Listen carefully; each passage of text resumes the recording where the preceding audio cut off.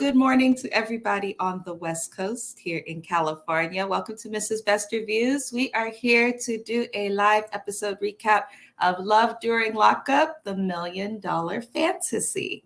So, Love During Lockup, for those who are unfamiliar, is a part of the Love After Lockup series where they pretty much showcase through reality TV documentary style couples that are choosing to meet people who are in jail. The love of their life just so happens to be behind bars. So the last episode that we did, which was Jail Talk, that was last week. That was the premiere episode. This is the second episode after the premiere, which is always a good way to find out more about the couples, see where the storylines are going, things of that nature. So the episode starts with Letitia and Keith. Letitia is, I can't remember the city she's in right now. I don't know why I can't, but I just can't.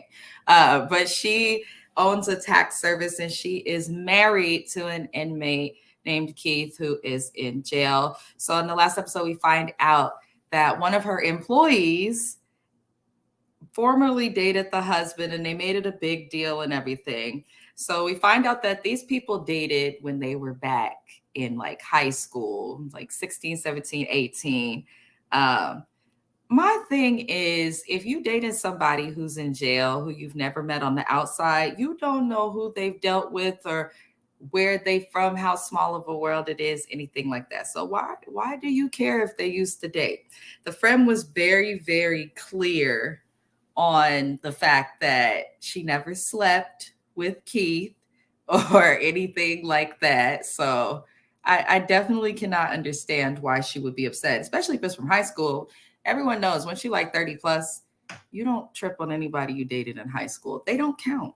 They don't count unless you're still with them today. Also, Beth says this show is entertainment at its finest. I agree. It's also a hot ass mess. Thank you for watching, spouse. Participates in everything. Anywho, so moving it along with Letitia, most of the episode we get her at this event with her friends. So she steps aside from the table to go message Keith, like, when did you date her? How come you didn't tell me about this? Yada, yada, yada. I'm like, oh, Lord. So the friend did not care about any of this. She seemed to not even care. She said they was both popular in high school, so they talked. But even if they did do something, if you talking to somebody in high school and you're now 30 plus in a career and they just so happen to be married to your boss, like that shouldn't be a big deal. It was high school. So Letitia, you are very, very, very insecure.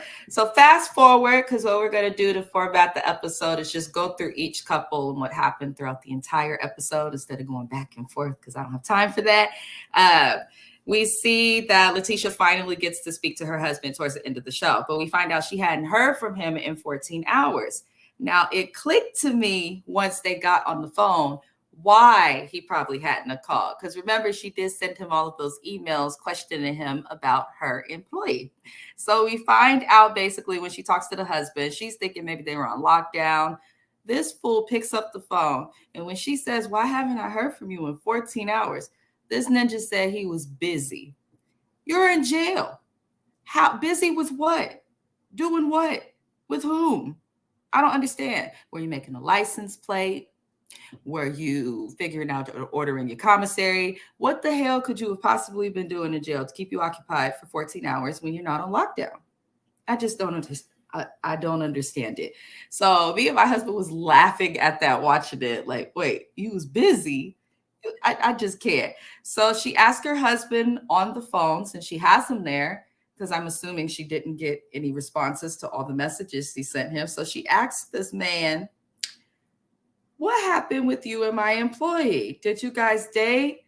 Did you ever? And he confirms after hesitation with the subject. He took his time. He confirms, yes, I did date her, but I was only like 18. So they were in high school, which this we already know. She then asked her husband, did you ever sleep with her? Did you ever sleep with her? And their suddenly clear, crisp phone connection died. It sounded like he hung up because he did not call back. Now I'm thinking he didn't respond to your messages about if he talked to this girl. So why would he respond on the phone? But now we're starting to see the cracks within Letitia and Keith's relationship, which I already knew were there. It just she doesn't make good decisions. She wants him to be running her business, but she can't get a straight answer out of him. And he may have one of those busybody dicks because, I mean, I know it's a small world and things like that, but how many other people are you going to run into that he has dated? So maybe instead of being insecure, you should talk to your friend and find out some things about him. Do some research. I'm a firm believer in background checks and researching people. Anywho, moving on along, the next couple we see is Andy and Brittany. Andy is the guy who was a former cop. And that, to me, that shit is wild to me. Like a cop that actively searched for an inmate through the Prison Pal website. That is how he met her. This isn't just I met her on the street or while getting coffee and we just fell in love and she happens to be a criminal. No, you went out as a former cop and searched the jails damn near for an inmate today. So that's weird. So we find out in the last episode that Andy has daughters and from his previous marriage, and that previous marriage we also know ended due to drugs. So we find out that Andy has moved 4 hours away from where his children lives. He lives in Georgia, but I think wherever you live, to be 4 hours away from your children or close family members, friends like that, that's difficult. But he's done this to be closer to Brittany's family, which is different. My immediate thought when he said that is like, well, you moving across the state to be with her family, but what about your family? You just told us and revealed all this stuff about drugs and your ex-wife and your kids being impacted, but you're so comfortable to move halfway across the state away from them. So that instantly showed me like, okay, you one of them dads who wants to be like, I know my kids, I have their current phone number, I'm a good dad. But based on your choice of spouse and how you went about finding her, Andy, your edges are showing. I cannot. So he moves 4 hours away. We find out when he goes to visit his daughters, who we met. They seem like nice young women, very young. And I like that they're like forthright, super honest with their dad about shit. They're like, listen, we went through this. So if you're going to be in our life, we're going to tell you how we feel. And that's what it is. And I think that's healthy for kids to do in general. So the daughters think his relationship with Brittany is weird, which I think most people can agree it's weird considering he was caught for 13 plus years. They definitely expressed how they struggled from their mother who was on drugs. And overall, I kind of worry about how this relationship will affect their mental health. Hopefully they seem like they have a good enough head on their shoulder to like balance and have realistic expectations, but still you just never know. So Brittany has 4 kids. Most of them are grown. Some of them are younger. I just found that to be interesting. She has a bunch of kids, and I'm just like, how's that going to work? She's in jail. Where are your kids now, Brittany? Like, hopefully we'll find out more. I know it's only episode 2, but I want to know more about her children and all of that. So fast forward, the daughters go back to kick it with their dad, and we see that Brittany calls, and one of the younger daughters ends up saying in the confessional that their dad wasn't so present. And we find out basically that he didn't really raise them. It sounds like they were left with their grandparents and things like that once their mom was gone. So the daughters decide that it's important to reveal this to Brittany, being as that she's with their dad, just to kind of get an idea of what's going on. And Brittany is pissed, because she says she did not know that man, he tries to say, remember we discussed this? She said, hell no, we did not discuss this. She didn't know that he had basically abandoned his daughters. And they are concerned because they're like, you're moving all the way to be there for somebody else's kids when you weren't even there for us. So that is definitely interesting. What I did appreciate is usually, because stuff like this happens on Love During Lockup all the times, but this particular inmate, Brittany, was upset at him about that. She seems to understand, like, this isn't their fault. Shit, I'd want to know too. So I don't know what the hell's going to happen with this. That's the thing with Love During Lockup. You got to see when they get out. But it's interesting to see, like, for the people on the outside, they really be investing and risking everything from personal relationships to just their money, all types of dumb shit. They really be risking it for somebody they've only had a conversation with on the phone. Now, y'all know I do SOG reviews weekly. So what if I've just invested in doing all this stuff for these artists that I don't know, like on a personal tip, just based off of a good internet interaction. Like that's weird. Like, and it's concerning. Like, you were a cop for 13 years, and maybe this is what's wrong with the damn police, because you were a cop. You're supposed to enforce the law and at the very least have common sense to make good decisions. So you lack that when you go searching for a prison pen pal to be with. I understand some people may be doing it just to give them something to talk to. Some people may just be doing it because they want a friendship, but expecting these like perfect relationships and stuff, unrealistic when you're talking to anybody in jail. Like, you can have a lasting relationship, but it's not going to be perfect or kosher, should I say. Moving it along, that's all we got from Andy and Brittany. Jade and Chris. The couple that got married after only a couple months of knowing each other. I believe it was 7 months. He makes $12,000 a month. Apparently he's Native American, and that is his cut of his family's casino. I'm just like, is this storyline real? Just because it almost sounds too good to be true. It's like every movie you see, Native American people have casinos. Now, I know that that is a business that their people are into, but I'm like, he has the casino. He's getting 12 grand a month. Why are you in jail? If you like, if I have 12 grand a month, what need do you really have to commit a crime? Like, that's the part I don't understand with him. So we see Jade with her family. We know that she's very close to her sisters, her mom. We see her with her dad this episode and one of her sisters. Looks like they're going UTVing, which looks fun. I want to do that. My husband really wants to do that. We see her sister gave a lot of confessionals, and usually I'm just like, but I like that in her confessionals, the things that she's saying, she is also saying to Jade's face. So I can always appreciate an honest sibling. Like, I'm not going to be that much into my siblings' business or dating life at all or ever, but hey, fuck it. If you're going to do it, may as well do it the way her sister did. And I can't be mad at her sister for being involved just because he calls them when they're upset. 1 second, y'all. I'm going to close my window.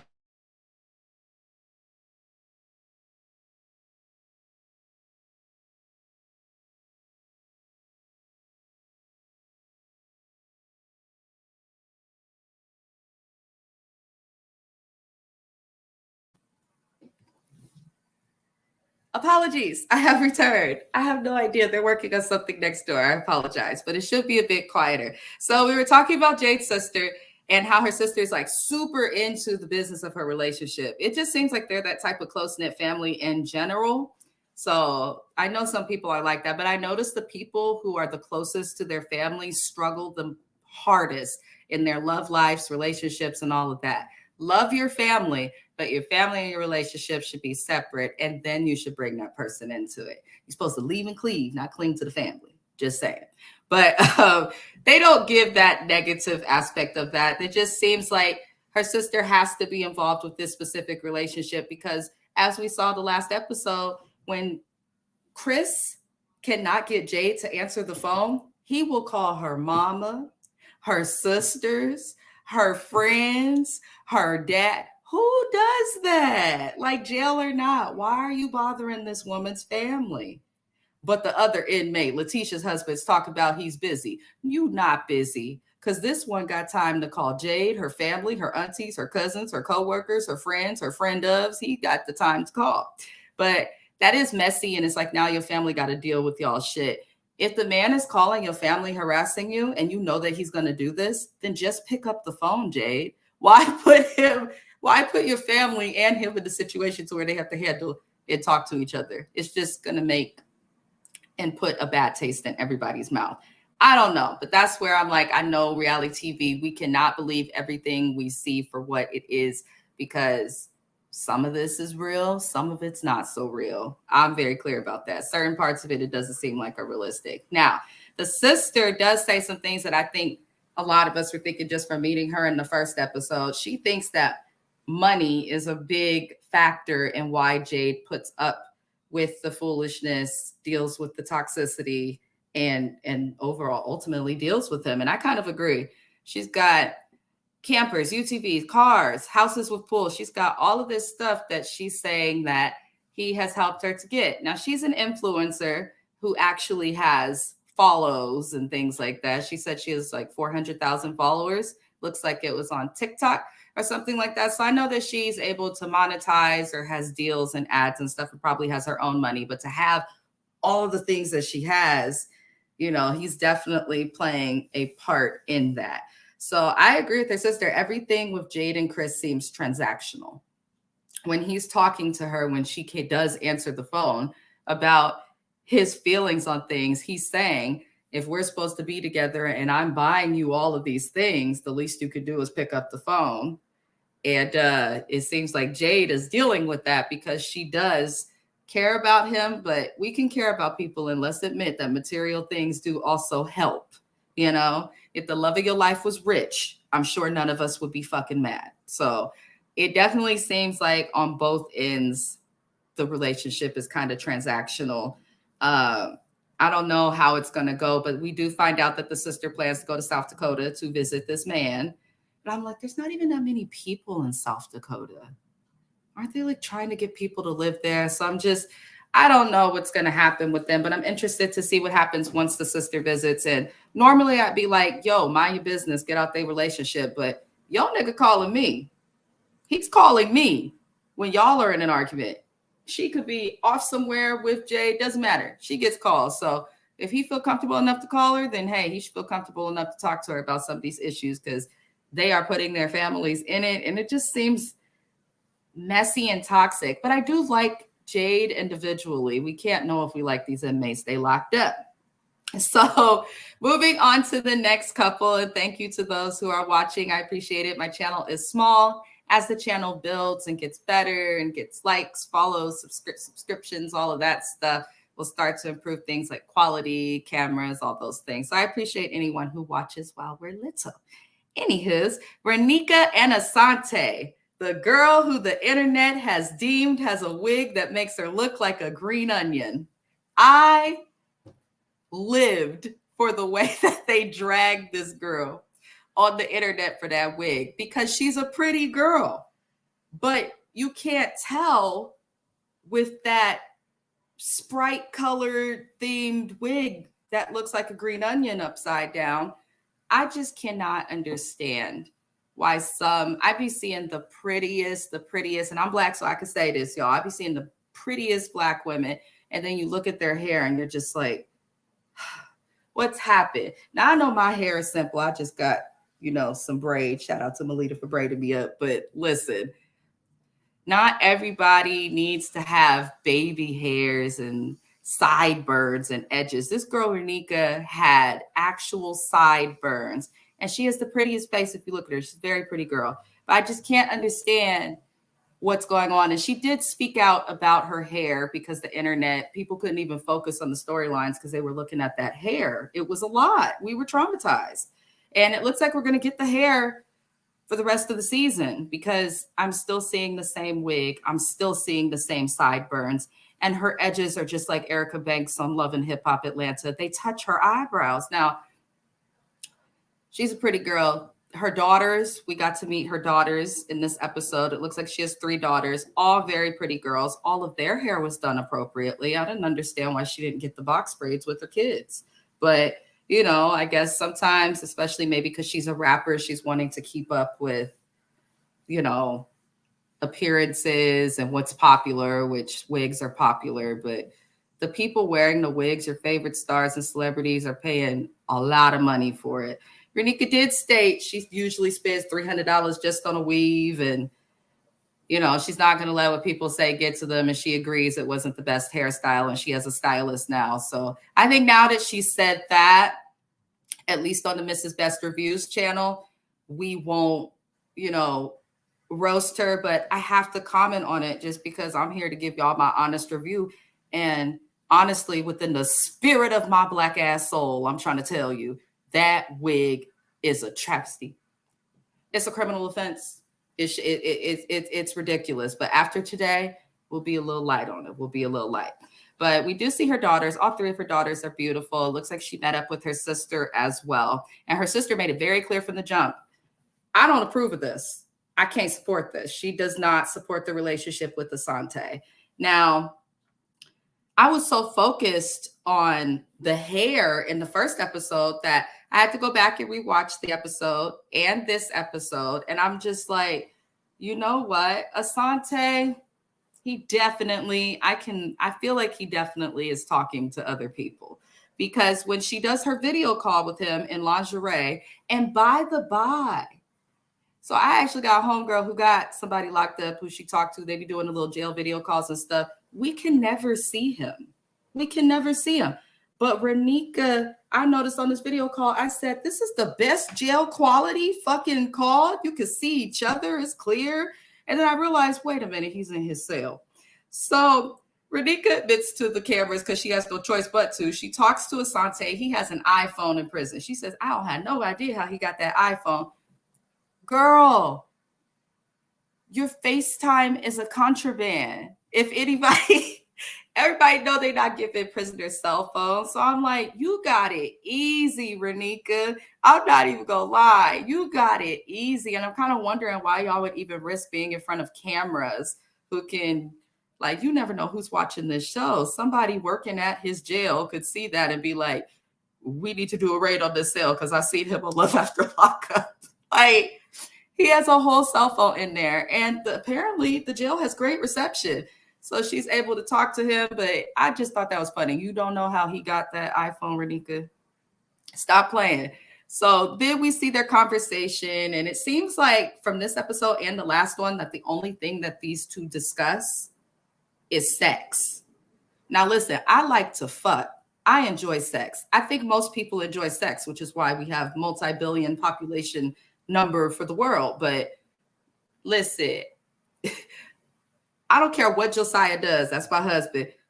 If that ninja go back to jail for anything or goes to jail on like a real charge or something like that, like I am not going to be FaceTiming you or talking dirty to you over the recorded jail call. Like I can't do it. I can't do it like, yeah, I'm about to put my hand in between my thigh. This call is being recorded, but no, I can't get into that. I cannot get into that. So I don't know. I guess she did all of this little scene for the camera, but I did notice most of the conversations are sexual. And once Renika tries to get the conversation to a place where they're discussing things that aren't sexual or things that are realistic, he don't seem to have much to say. So she talks to him about how her family doesn't trust him and they have a concern for her being used, which I can totally understand. I think that if any of us hear that someone we love is talking to someone in jail who they met while they're in jail, who no one knows or can advocate for, like you'd be concerned. Like, are you being used? Is he just trying to have money put on his books? Like, you know, that's a valid concern of her family. And I think the way that her friends and family talk to her about it is respectful, which is why she's probably not like going off on them yet, because we don't know what's going to happen. This is only episode 2. But his reaction to that was odd. To me, it was very immature. It seemed like he kind of had an attitude about it, but was going to check it because he know he being filmed, if that makes sense. So I just thought it was odd. He responds to her when she says all of this about her family. Well, you know, I could take care of myself. No, you can't. Why would anyone in jail say they can take care of themselves? If you could take care of yourself, you wouldn't be in jail. And don't tell me it's because you have a struggle, because there's plenty of people who struggle and go to the hood and grow up in the same circumstances and don't end up there. So, you know, you can't take care of yourself, obviously. And so I want to know, since he could take care of himself, Asante, who paying that iPhone bill? Because you have the phone with you. Who paying the iPhone bill? Receive. And we end this episode with Renika and Asante with her saying, well, you know, I just want you to make good choices and not get in trouble when you get out. You can't expect the man who's talking to you on his contraband worthy cell phone that he should not have in the penitentiary to do right when he gets out. I think if you are going to talk to a motherfucker who doing that, you better at the very least like accept like this is what he do. He gonna go to jail, but at least I have him, or leave. Because I don't think Asante is in a place where he's ready to change. I think everybody could change, but I don't think he's at that point where he's ready for it. And she did also reveal in a recent interview she did that she's single. So now I'm kind of like, Renika, do you have no media training? I know that you don't because of that wig, but the show just aired. You shouldn't be letting people know if you are with the person or not. That's something that we find out at the end of the show and they write that in. So I don't really know how that's going to work, but it seems like she is single and no longer with Asante. So the last couple we're going to discuss on today's little recap is Brittany and Karak. So they are the youngest couple. I believe Brittany's like 22 or 23 and Karak's 25 or something like that. They're very, very young. Karak is transitioning. He was born female, but he is transitioning to male. I think it's cool that California, I guess, lets people do that while in jail. I don't know how people feel about their tax dollars paying for that, but mental health is important. I am a psych major, so I support people supporting other people's choices. Shit, that's just how it should be. But Brittany and Karak are a couple. Karak is transitioning to male. He's taking testosterone pills and all of that, so that's pretty cool. They are based out of Richmond, Virginia, I believe. So we find out a lot. Brittany goes go-kart racing with her best friend and Karak's best friend, KB, who had fun hair. My God, a character. But it seems like KB underneath the crazy hair is actually somewhat smart. Same thing with Brittany's friend, who I believe's name was Shayla. They're all so young. I was telling my husband watching the show, I was like, look at them in the go-karts. They look so little. Like, oh, if I was 21 again or 22, 23, I'd be living my best life. I was fucked up like most of my 20s. I have no regrets. Anywho, we find out that basically Karak has cheated on Brittany, but she says that it's okay because their relationship started while they were doing time together and they ended up getting separated because Karak went to SEG, and after being segregated from everybody for so long, which leads me to believe Karak got into some trouble, he came back and he said, oh, I was pent up. I needed sex. So instead of going to Brittany, he went to someone else. In her little mind, and I say little because it's not fully developed yet, she says it's okay because that's just what happened. They get separated. But if he got separated from you, but then was brought back to you, why did he go to somebody else instead of coming back to his woman? That's all I'm saying. So I kind of appreciate them putting this perspective on the show because there are a lot of female relationships that happen in jail, which we see obviously from the season alums from previous seasons, Amber and Puppy. They friends, but we know that there's been other details that we don't know about from their friendship that lead us to believe they were intimate, but that people do this all the time in jail, females too.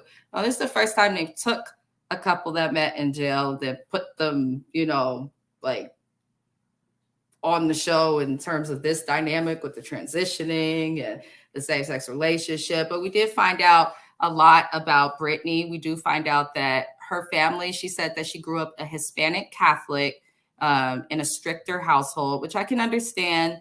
I know that things like dating someone of the same sex, going to jail even, are things that they're just not okay with. So she says issues with her family, and that is why we learned that she does not live with her family. So I thought that was interesting. So that's probably, it sounds like her and Karak have some sort of a trauma bond. Now we find out also through Brittany and Karak this episode that Karak broke up with her due to, right before she got out of jail, Karak broke up with Brittany due to a rumor that stated she slept with someone, which she says was not true. So while she was out and while they were broken up, Brittany says that she slept with somebody else, and Karak feels cheated on because of that. If that ain't, listen, everybody over the age of 25 plus knows that's some manipulative fucking shit. You cheat on me, we break up, I decide to go bust it open on somebody while we're broken up, and now you're upset about that? Manipulation, I'm trying to tell you. So I kind of got the feeling like Karak is controlling, Karak is manipulative when that was explained. And we see that her friends also don't fully trust a relationship. So we see Brittany driving over and home on the phone with Karak, and I was listening to them talking. I'm like, this just sounds like teenagers wanting to be grown who not ready to be grown talking, even though these people are grown. I'm like, they're just so young. I can't get over it. We hear her saying she wants to get married and that she wants to have a baby as soon as possible. I am not being rude, and I am not interested in being canceled by the LGBTQ community. I ain't got no problem with y'all. I done slept with a few bitches myself, okay? But listen, if you're born a female and Karak is born a female and has not completed his transition yet, how do you propose that you're going to have a baby when you don't have a job, he don't have a job, you both have criminal records, and you're extremely young? Like, even if you want to adopt or go to your doctor and look into a sperm donor, which people do, you don't just get given a sperm donor.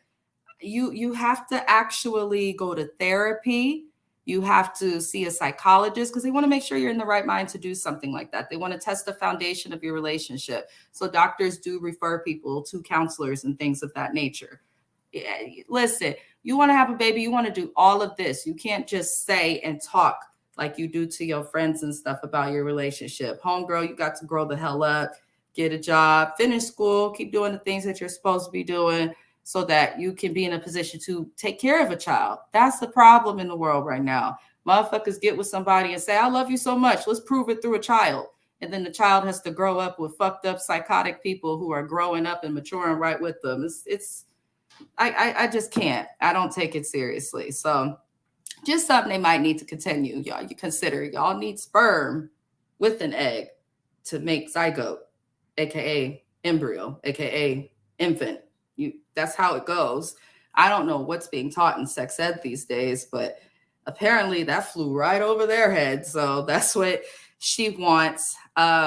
We see Karak's brothers is who Brittany's staying with. That's so weird to me. Don't get me, I love my husband's brother, one of them. The other one can kiss my ass. I don't like him. But I love my husband's brother. He's so cool. But I just can't see myself like living with just my spouse's siblings. As a female, I can't see myself just living with a bunch of men and being the only piece of coochie in there. Like, that's just a little bit odd. But that's what she's doing. And it seems like Karak asked his brothers, like, what time is she coming home? What time is she doing this? What time is this happening? So there's definitely a lot in that relationship that is odd. I always say the people who are controlling or the ones who have to know your every move, what you do and thinking the worst of you, that's because that's a guilty conscience. So Karak, I want to know who you laying with in that prison, because I'm sure that Brittany will find out whenever he gets released. But that is my little recap and opinion of the latest episode of Love During Lockup, which was titled The $1 Million Fantasy. I appreciate everybody for tuning in and watching my reviews. I am working on getting some more stuff so that we can like have pictures and interactives and stuff, so you don't just have to sit and look at me, because I can't look at y'all. So we got to put something else on the screen to make the reviews better. But I appreciate everybody for watching. We will be back again next Saturday around the same time in the morning to recap the latest episode. The next review that I'll be a part of will be what the fuck? I have so many. It will be on Tuesday or Wednesday. I have to confer with James from Watch Your Mouth Reviews. Our channels collaborate to do TV recaps for Bravo TV, OWN Network, and we do the Love and Hip Hop recaps as well.